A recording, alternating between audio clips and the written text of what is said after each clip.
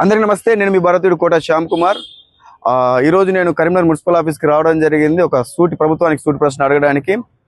ఖచ్చితంగా ఇది అందరూ కూడా అడగాల్సిన ప్రశ్న. ఎందుకంటే మనం మోసపోతున్నాం. ఎందుకు మనం ఇంటి ట్యాక్స్ పే చేయాలి?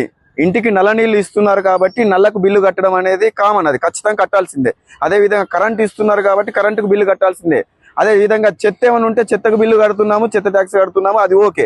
కానీ మీరు ఇంటికి ఏం చేస్తున్నారని నేను ఇంటి ట్యాక్స్ కట్టాలి. ఇల్లు కట్టుకునేటప్పుడే పర్మిషన్ల మీద చాలా పైసలు మేము కడుతూ ఉన్నాము.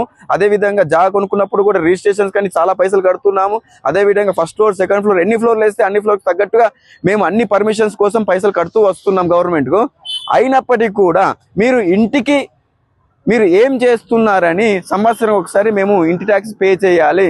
నేనేమైనా బ్రిటిష్ పాలనలో ఉన్నానా? ఇంకా అప్పుడప్పుడు అనిపిస్తుంది ఇవన్నీ చూస్తుంటే బ్రిటిష్ పాలన కన్నా అధ్వానంగా మన పాలన నడుస్తుంది అని బాధ వేస్తుంది. దయచేసి ప్రతి ఒక్కరు కూడా ప్రశ్నించాలని కోరుకుంటూ జై హింద్, జై భారత్. మీ భారతీయుడు కోట శ్యామ్ కుమార్.